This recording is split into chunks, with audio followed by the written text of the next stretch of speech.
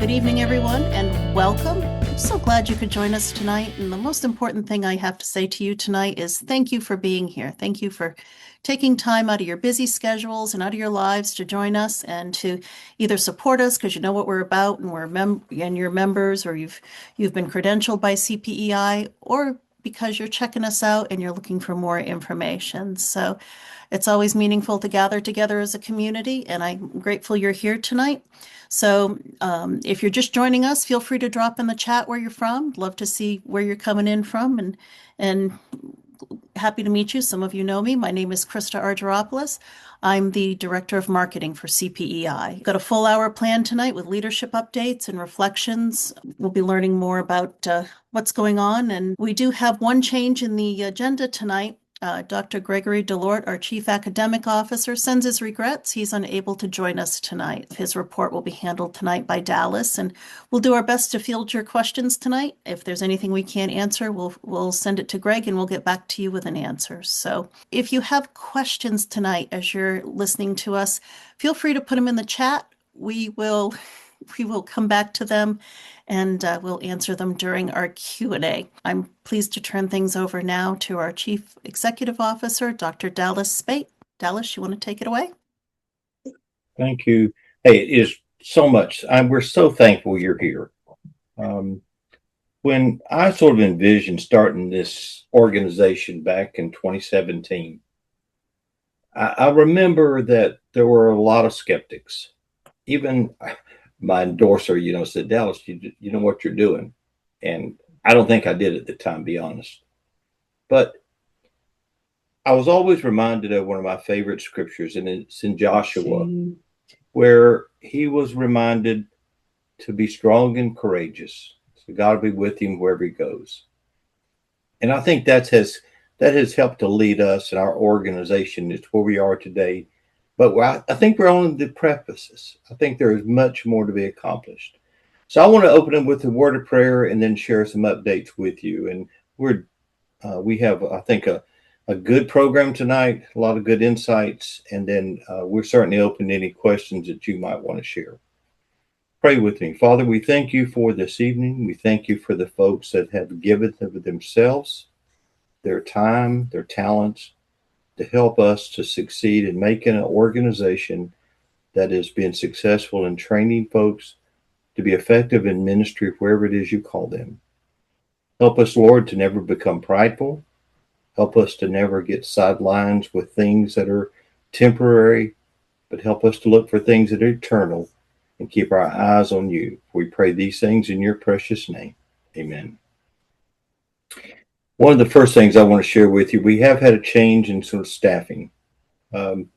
Adam has been with us now for a little over a year, and he resigned recently or submitted his resignation, not because of anything specific, but he felt like he wasn't given time adequately to himself and his family. So as a result of that, a couple of things that the board of directors have approved.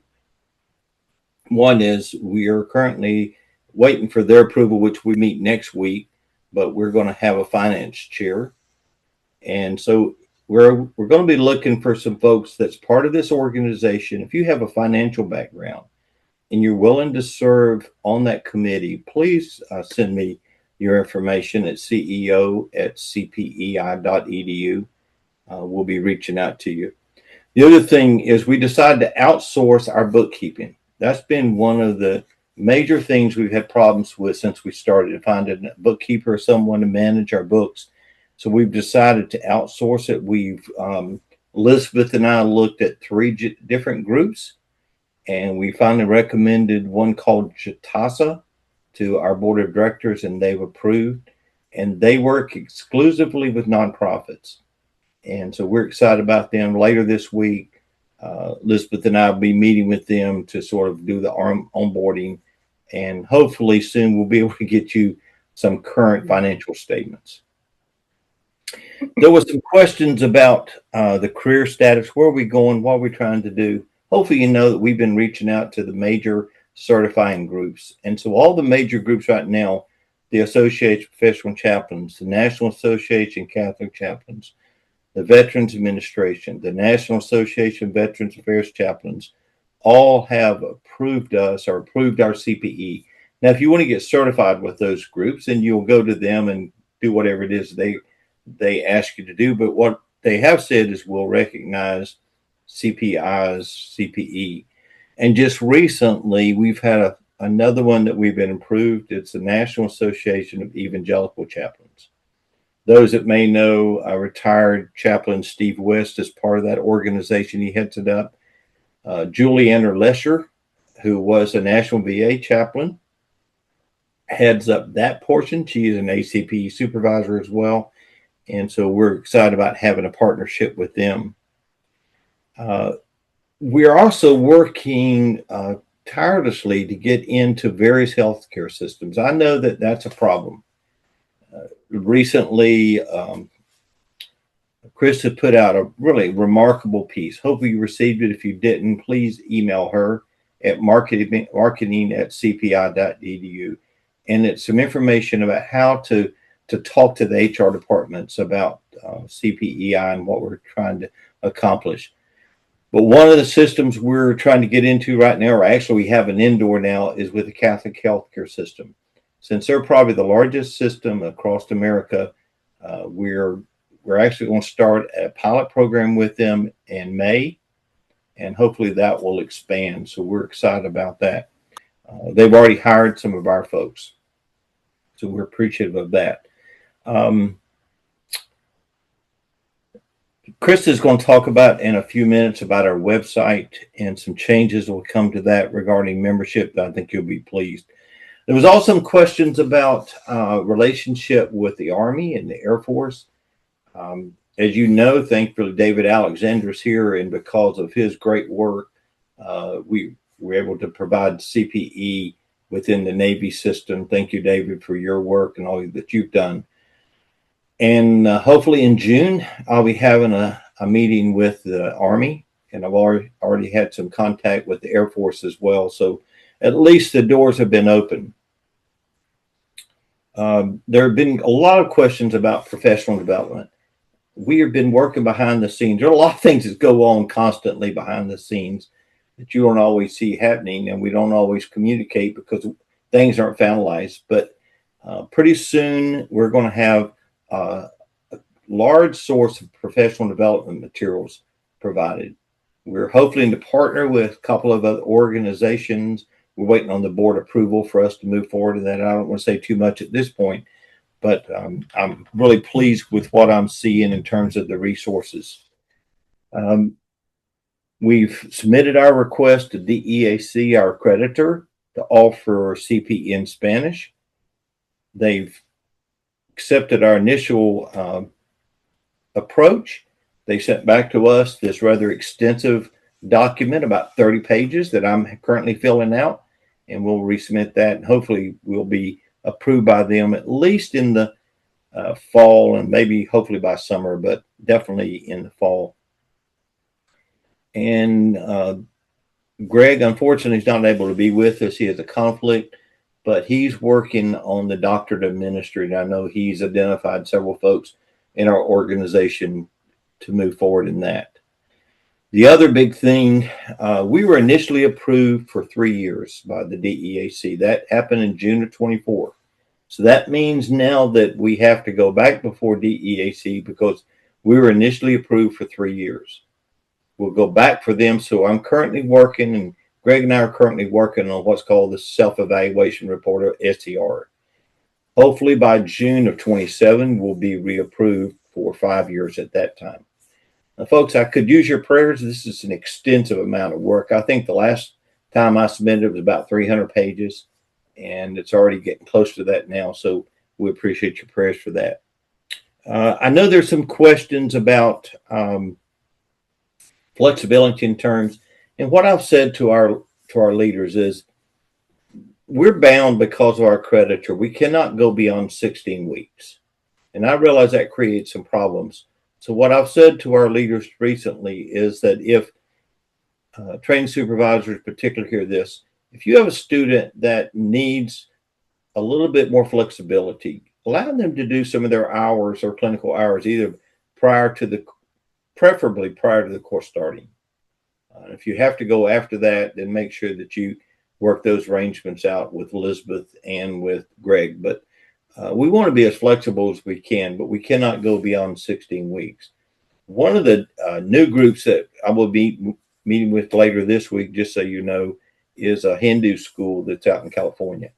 Now, you know, when you're in chaplaincy, you have to learn to minister to people of all faiths.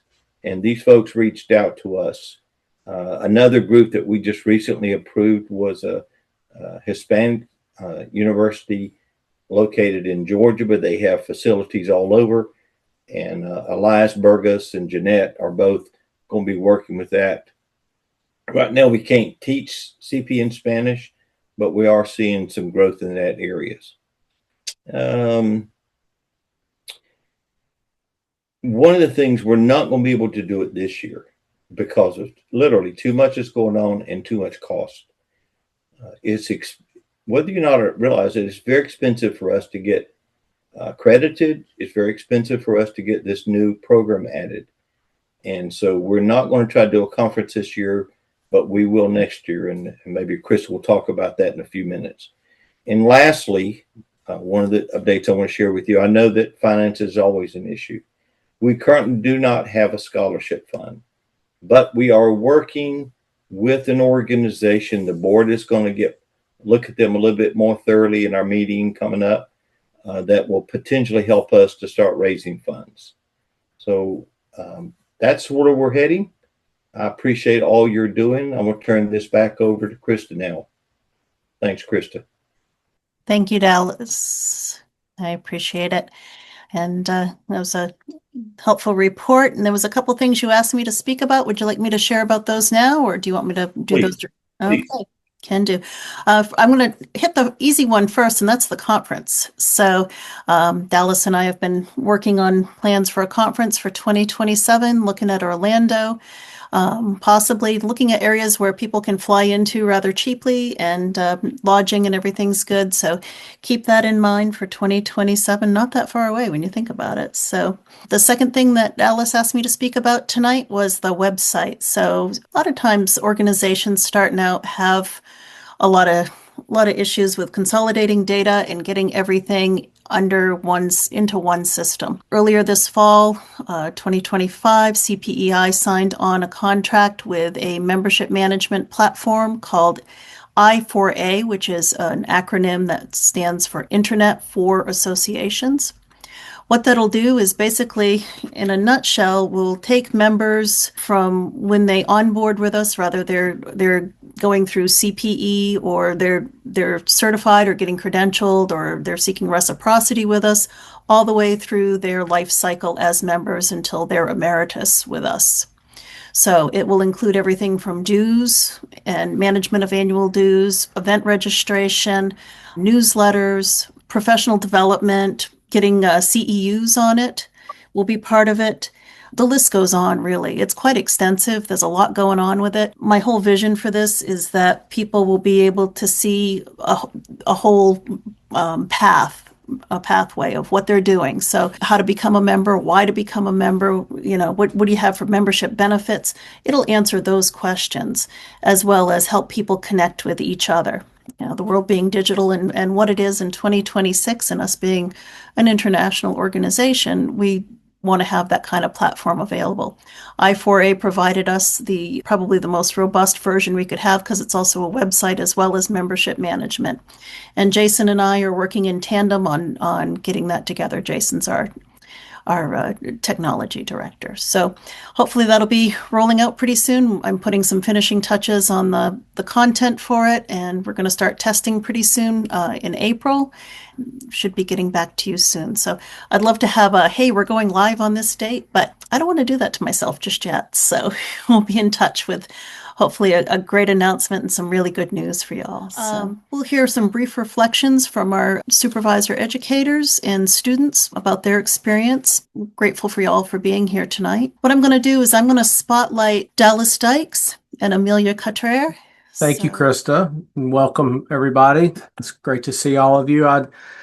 In preparing remarks for this evening and the reflections that I had, I wanted to just highlight our CPEI mission statement, and bring it around to, we're called to try and provide CPE that is quality, that it's inclusive and life transforming. And I'm going to speak a little bit about the quality, the efforts that we're making to continue to elevate what we're doing in quality here in Baton Rouge General, and also a way that we've been creatively trying to integrate inclusivity in what we're doing. And I'm gonna have Amelia speak to the life transforming aspect of CPE, because she's in the midst of it as a student in our residency program.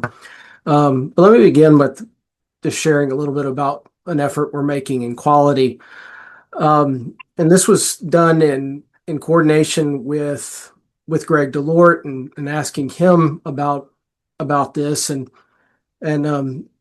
we're looking at standardizing our affiliate point valuations for assignments, and for the types of assignments. This is something that we were said we could look at as long as it was done as an affiliate.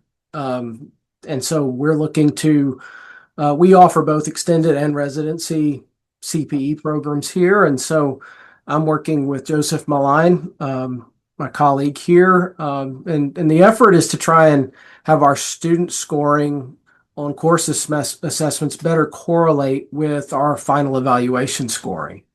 And this kind of puts the onus squarely on the student. It reinforces adult learning. It clearly delineates values and percentages for each CPE course. So, for example, the ratio would shift more heavily, where you'd have more point value on the evaluation of the supervisor in 100 as you progress closer to the end. That those percentages would shift a bit.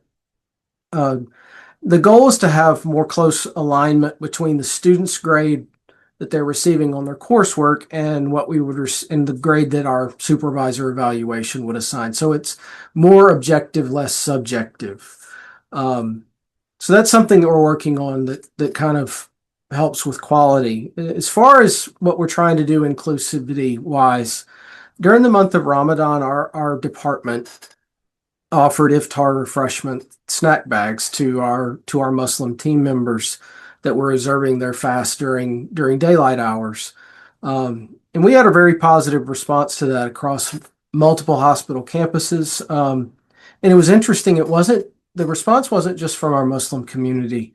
We also received a lot of feedback from staff members that are colleagues and friends of these observants. They appreciated the intentionality to support them in their faith journey, and our residents were actively involved in distributing those, and it allowed us to have some individual conversations that we might not otherwise have. And so those are ways that we're seeking to live out our mission statement through what we're doing in CPE here. And I've invited Amelia, one of our students, this year to talk about what that's looked like in terms of her own life transformation. Thank you for having me. CPE has been truly transformative in my life in ways that I fully didn't anticipate when I first began.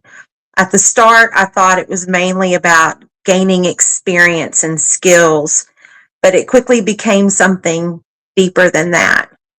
It challenged not only what I knew, but how I saw myself, how I understood others, and how I approached the world around me. One of the most significant ways CPE has changed me is increasing my self-awareness. It pushed me to reflect honestly on my thoughts, reactions, and assumptions. It also had me look at my family of origin, past traumas that I have experienced, and family generational trauma. It gives you a different perspective. While it wasn't always comfortable, it was necessary. That process Through that process, I've grown more confident in who I am, and I'm more mindful in how I show up in different situations. CPE has also transformed how I relate to other people. I've learned to listen more deeply, not with just words, not just listening to words, but listening to emotions and experiences and unspoken needs. I've developed a greater sense of empathy and patience, especially when encountering perspectives that are different from my own. Instead of rushing to respond to fix things, I've learned the value of being present and creating space for others to be heard and understood. Another important impact has been the way CPE has strengthened my resilience. There were challenging moments that tested me emotionally and mentally and physically, but those experiences helped me grow stronger. I've learned how to sit with discomfort, how to process it, how to move forward with clarity rather than avoidance. Sorry about that. That resilience has carried over into other areas of my life, making me better equipped to handle challenges with confidence and perspective. Finally, CPE has given me a clear sense of purpose. It's helped me connect my values with my actions and to better understand what truly matters to me. I now approach my personal and professional life with greater intentionality and authenticity. Overall, CPE has not just been a learning experience, it's been a journey of transformation. It has shaped how I think, how I relate to others, and how I move through the world. I am grateful for the growth it has brought into my life, and I know its impact will continue to guide me forward. I'm very grateful for this opportunity. Thank you. Wonderful. Thank you so much. I appreciate you sharing from your experience and also sharing what you're up to and what you're doing. So I'm going to spotlight our next group here, and that will be Ben Hayden and Karen Brennan. Boy, we got a lot of attendees tonight. We've got 64 attending right now. We had a little over 100 register, and that's an excellent turnout. I'm really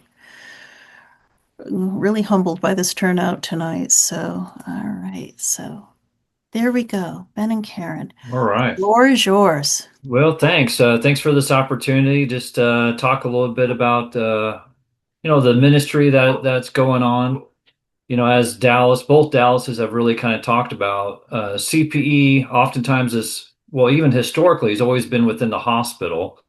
Mine's a kind of unique in the sense that I'm an affiliate. So unfortunately, I don't have that dream of being in the hospital, although that is a dream and trying to do that every day, making that a reality. But, I serve as a staff chaplain full time, but then do CPE supervision kind of on the side, which is really life-giving. I've been doing that for the last 3 years through an LLC as an affiliate there. So got to do my own marketing and, making connections. And sometimes it can be feast and famine. One of my mentors there was CPEI. Said, Ben, you better be careful what you wish for, because if you wish for more, oftentimes it comes your way. But really what I'm excited about is really working a lot with international students. That's been something that has really kind of come about over these last few weeks and months. Been able to work with a Canadian. Then also this summer I'll be working with a couple priests that are here in the States, but from India. So as far as group dynamics, kind of really looking forward to that process as well.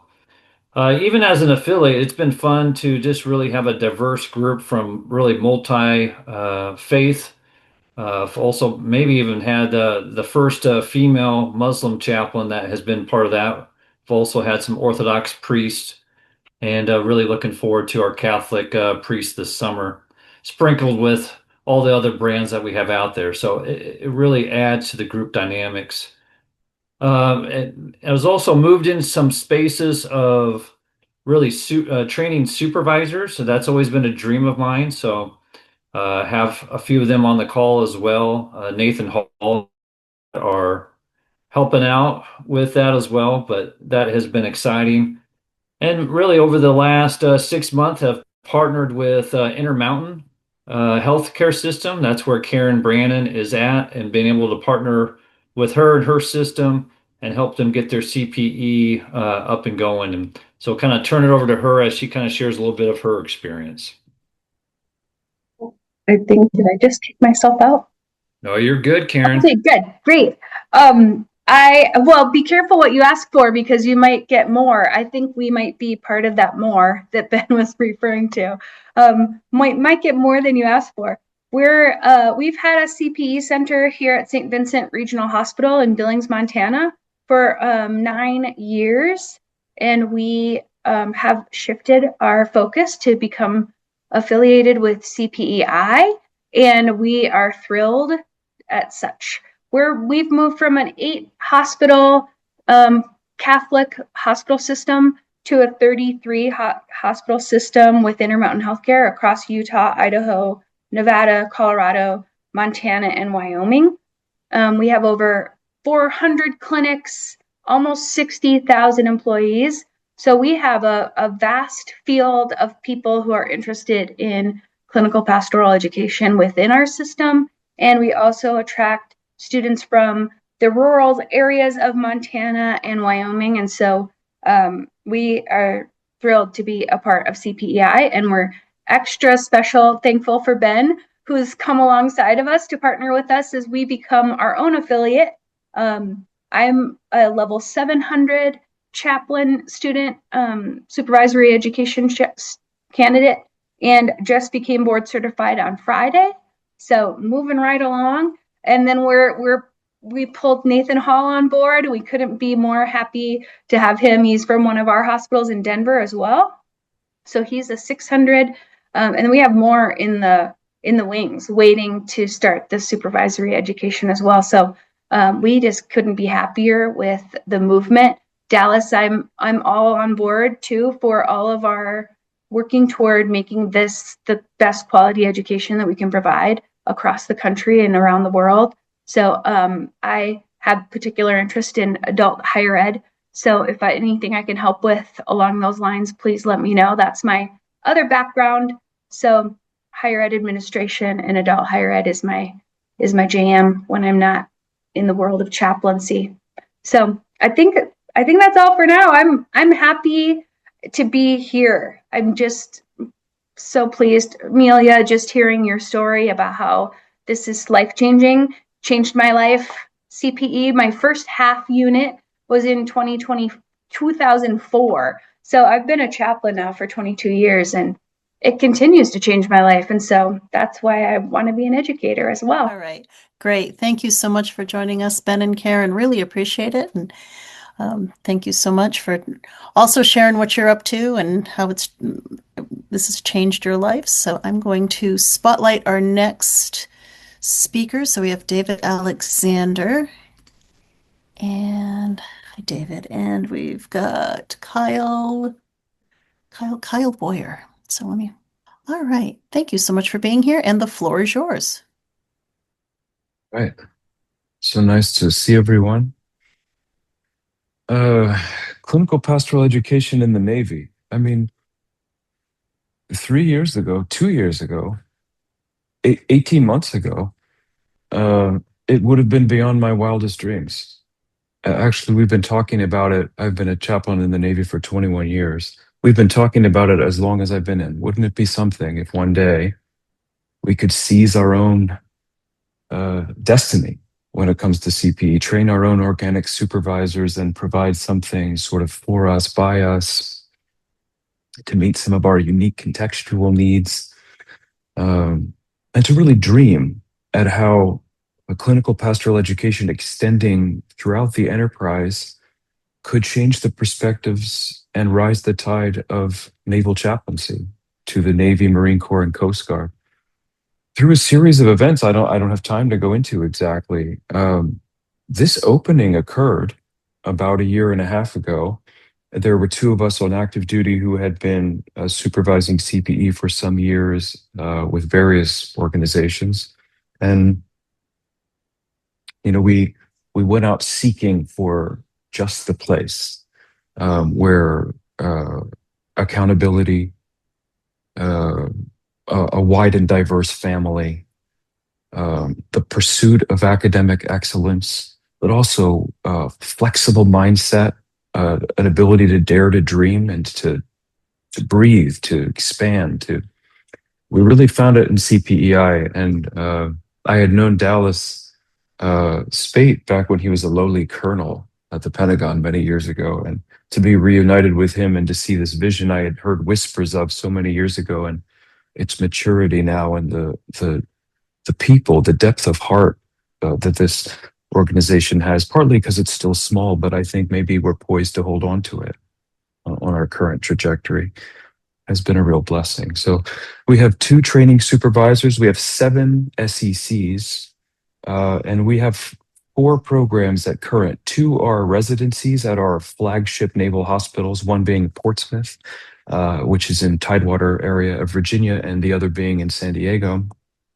We PCS, or we do a permanent change of station at mid-career for chaplains after they've served for 7, 8, 9 years, to go for a year, move their families, move to one of these major medical centers, and do a full-time residency, and then do a follow-on tour, either at a major military medical center or with one of our expeditionary medical or humanitarian units around the world. We also have a program we call the Fleet Seminar Program, where we offer at-large CPE in major naval concentration centers to chaplains who are serving in their operational units. So the East Coast right now focuses on blue side chaplains serving with the Navy, and the West Coast, and Kyle, my friend who's with us today, focuses here with chaplains serving with the Marine Corps at Miramar and at Camp Pendleton. We're expanding this summer to bring on a Coast Guard section in Fleet Seminar, and also one for the Naval Reserve. So the development is happening quickly, but there's real wind in our sails, to use a naval metaphor. There's a lot of inspiration, and our leadership have just been incredibly accommodating. I think as the vision has caught on and as we've grown some legs, people have just been surprised at what I think, under-examined possibility this has always been, and how special it could now be. So now we're trying to grow responsibly, which is a special kind of problem set that I prefer to just being risk averse or something like that. We also, the one last thing before we go to Kyle, we're building something in the way of infrastructure. So I function as a faculty chair, and we have our own policy and our structure for selecting students and selecting supervisors. It all nests, of course, under CPEI policy.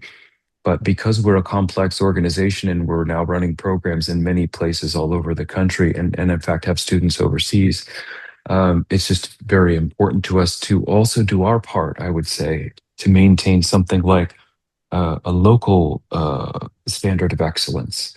And in this sense, provide ourselves with resource sharing and quality assist conversations and et cetera, sort of within, as a small family within the larger family. We also have built out our additional qualification designators. Military chaplains have within their records certain codes which convey to assignment officers and selection boards of various kinds that a chaplain has a specialty. We've now been able to build that out for those who are pursuing certification, even at the associate level, which is new for CPEI, the board certification level, and then into the supervisory candidate ranks, and et cetera. And just this year, we've now added clinical pastoral education and board certification as board precepts for promotion. So that means that chaplains coming up for promotion are given favorable consideration if they've invested in clinical pastoral education. All this to show that I think we see clinical pastoral education as sort of an essential professional development essential is not the right word because it's not compulsory.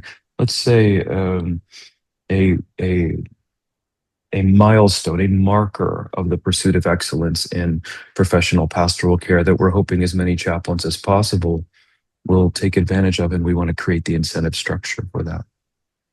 With no further ado, I would like to introduce you to my more clean-shaven, both on the top of his head and his face, my dear friend, Kyle Boyer from just up the road. Floor is yours, Kyle.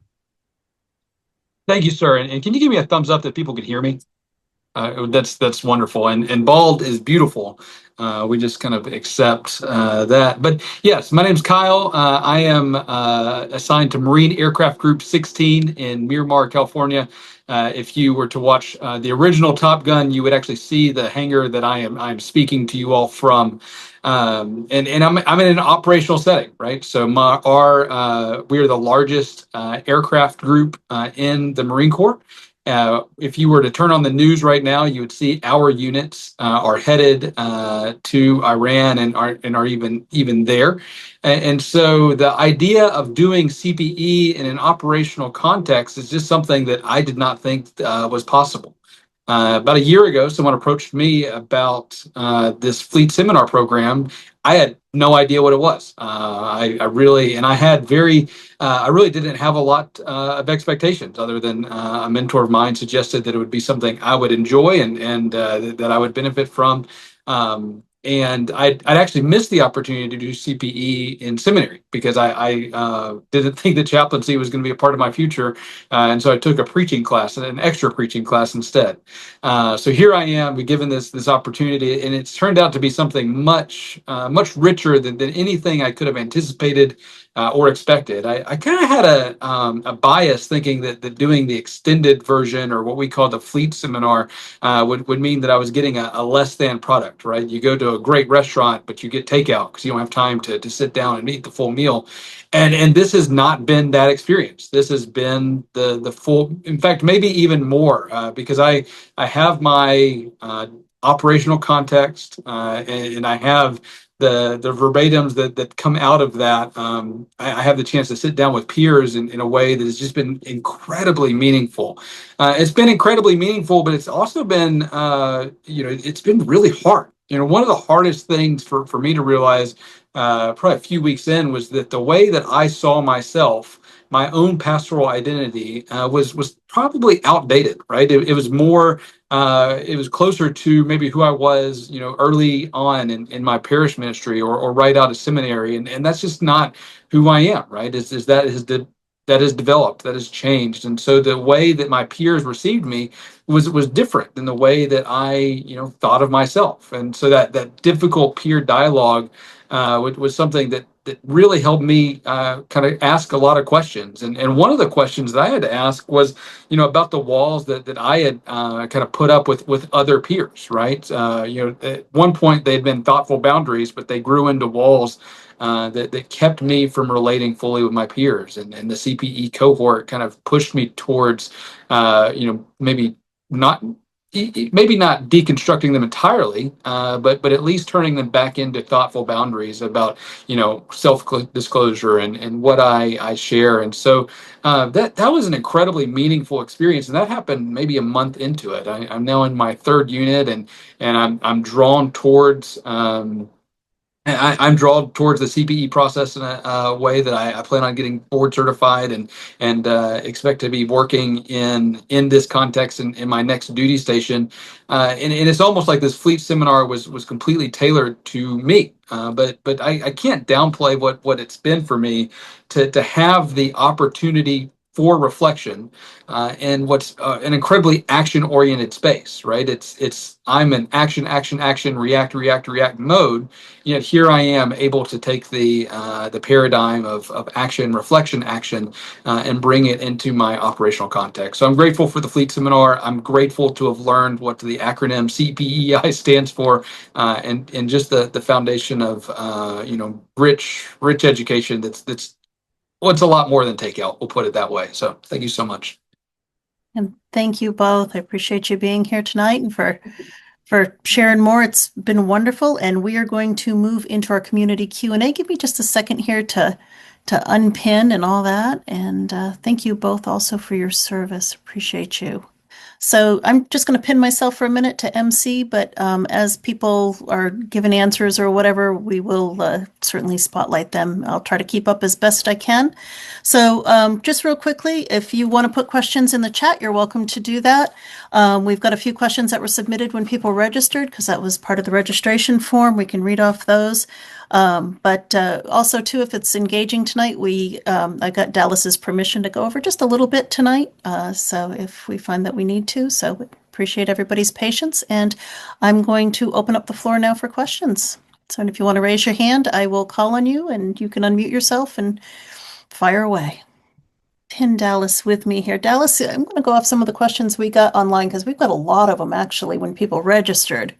So maybe that'll get things going here a little bit. So we had some people ask about some of the pathways for certification, and if they had units from other organizations. Do you want to speak to CPEI recognizing units from other organizations and some of the pathways that people might have for certification that way? I don't know if Beth is with us. I did see Ted, so I'm going to have Ted, since he's one of the credentialing members. Ted, do you mind addressing that? And Brian's here with us too, so Brian would be a good person to help me when I stumble.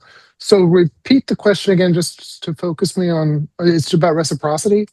Sure, yeah. It's about people who we had someone ask a kind of a complex question about completing certification via multiple programs, such as CPEI, CTI, ACPE, and other steps for becoming certified and eventually a facilitator. Ryan, I'm going to put you on the spot. Yeah, put us on the spot. So certification committee, if you follow the manual, which we are continually updating, but the latest iteration of it would remind you that any CPE units that come from organizations that are part of COMIS, the Council on Ministry and Specialized Settings, would be approved as CPE units for credentialing purposes. So you might have just accrued them from different accredited organizations across your educational pursuits as a CPE student. That's fine, as long as they're from those approved places. Now that's for board certification and clinical chaplaincy. For those who were looking to be supervisory candidates, there may be some questions about your background in psychodynamic theory, which some of the other organizations might not have a depth in. And so there'll be some remedial courses that might be part of the process, but that's typically how we look at it. I'm saying that, Brian, with some honesty and... Yes, I want to concur that, yes, you're covering that exactly correctly. Brian is the guy who keeps us honest and really facilitates the movement of all of the work that we do, which right now is mostly on Excel spreadsheets until Krista pushes that start button for our new management software. So we're waiting for that, but yeah, hope that answers the question. And I know that there's been challenges at times with getting the credentialing process moving as quickly as we want. And some of that has to do with the fact that we need more folks to serve on the committees. So please reach out to Ted, Beth, or Brian if you're willing to serve on a committee. We have made it part of the SEC curriculum, so 600 through 900, that you would serve on 2 different committees in your first 2 SEC courses. You would be on a panel, and then in your last 2, you would serve as a reviewer. So if you're not familiar with our process, reviewers are given a packet of material to help a candidate, just to make sure that documents seem to be in order, that they're written well, that they do what they hopefully will do. Reviewer then gives some feedback to the candidate, but doesn't rewrite anything for them. And then the reviewer has to pull together a review panel. That does take time, and trying to find people sometimes to give that time. is not as easy. So you're right, Dallas. That is sometimes where the process breaks down. I'm hopeful with some extra management software that we can know how to connect with people a little bit better and get the process rolling. Excellent. Thank you so much.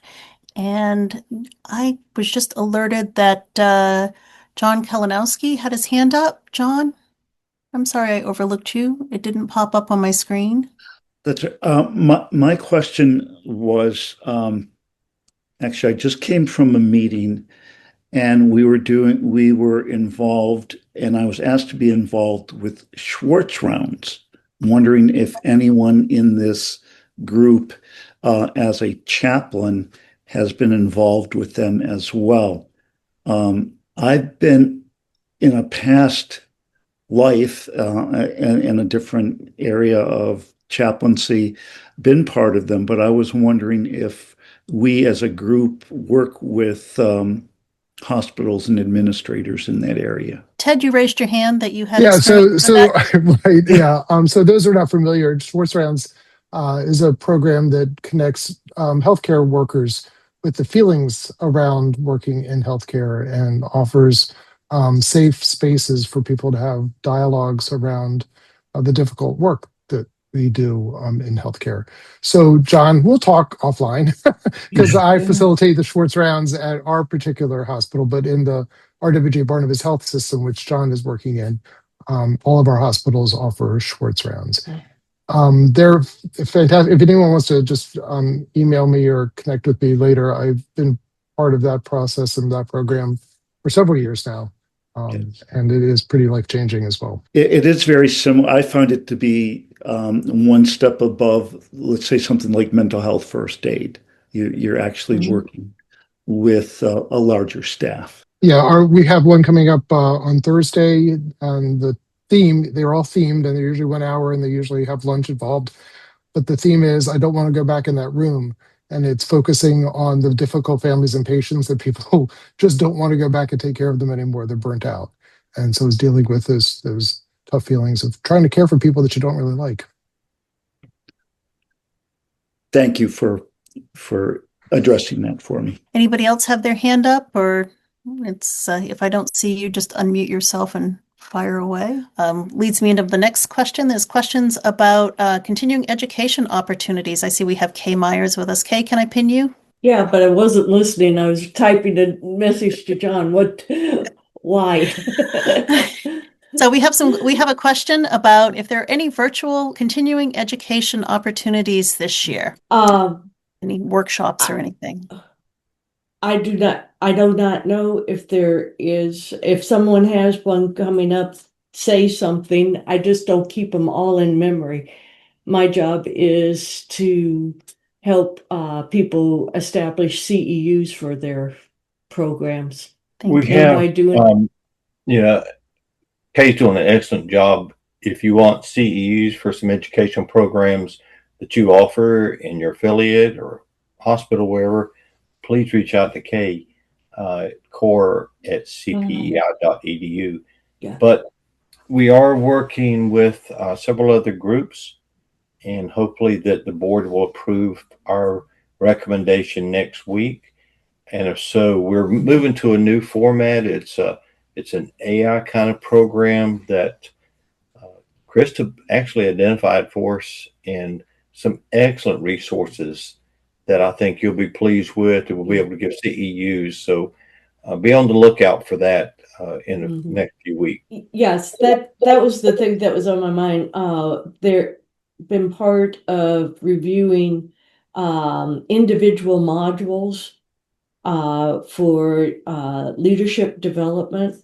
And I have reviewed 17 modules. The material is excellent. So I don't have information about when that's going to come online, but it's really opened my eyes to developing a library where members can go in, find a topic, do it approximately an hour of an online module, and get CEUs for your time and effort. So it's a very exciting program. Someone asked, they said the CPE structure can be difficult for people who work full time. And I was wondering if you could speak a little bit to our scheduling and how that happens and how it can work out for people who work full time and have other obligations. You know, I appreciate so much the fact that we've been able to expand CPE outside healthcare. Most of us that have been around for a long time were forced to do, or I don't say forced, that was the only opportunities we had was in healthcare. And so I think that that's opened up a variety of opportunities. Ben spoke about that a while ago, and I appreciate that, Ben. What I encourage you to do is work with our affiliates. See what you can work out if that's a specific issue for you. We try to accommodate folks as much as we can. We do have to hold to certain standards due to our accreditor, and it may be that you have to expend over 2 16-week periods or something in order to get a unit. There's a lot of ways we have to have certain policies, certain standards, but I tell you, I love the creativity that I heard tonight from Dallas Dykes and from David and from Ben and all the folks that they work with that is transforming to, we have a structure we have to follow with our creditor, but I don't own this program. It was birthed out of a need, and there were several other folks that shared the same passion. I think God is doing some miraculous things in it. So if that is a specific need that you have with some of your students, supervisors, please reach out to me and or Greg, and let's see what we can do to help support you. Thank you, Dallas. Appreciate it. That was a good explanation. Someone asked about professional development offerings, but they're looking for reading lists and resources. So do we have any official reading lists or anything? We have in the student handbook a list of recommended books for each level, whether it's CPE or supervisory education, and that may be something that we want to put on the new website when it comes up. Folks are always reading good materials, and something that I think you said there was going to be a blog possibility with Yes. the new website. And so, when you find good books or articles, I think folks, we just benefit when you share that. That's what this has been most beneficial meeting that we've had since I started CPE. Part of it because I haven't had to speak the whole time, but the fact I've gotten to hear what's happening in your lives and ministries is transforming you. So we're going to work with Krista and see what we can do to make that available as we move into this new website era. Yeah, and just keying off that, Dallas, one of the things as well as a blog, there'll also be on a membership side, you log in, you'll have a member experience. So one of the things that comes with that is communities. And one of the reasons that I recommended I4A is that, it'll give people a place where they can interact. And I think Parthenia is here. I want to give a shout out to you. I'm not ignoring you tonight, or New York. So Parthenia is running our cadres for us. So, and that's a place where people can connect and also share with professional development opportunities as well. So really important work that she'll be doing there. So, but that's one of the things with the website, and that's also where we can share those kinds of materials and have that kind of interaction. And plus it'll be archived there, so as more people come on board, it'll become a resource. So you guys are going to be helping to build that website, and make it resourceful for our folks. So any other questions? We're coming up on the top of the hour here, and appreciate everyone being here and being patient. If you think of anything, go ahead. Well, just one other comment I have. We try to provide the best resources we know. We don't always have the answers. So when you have ideas that can help us to improve, please share those. As I mentioned at the beginning, we've had to go in a different direction to oversee our finances. We have an excellent person that we're going to recommend to the board to be our finance chair. But if you have financial background of some nature, training, experience, education in that background, and you're willing to serve on the finance committee, please reach out to me. I'm also exploring a new library resource. Just keep that internally right now, but it has a lot more benefits and benefits that would be for us if it's something affordable. So again, we have a great staff. Krista, Elizabeth is here tonight. I'm not sure whether or not Jason has done a phenomenal job with support services for us.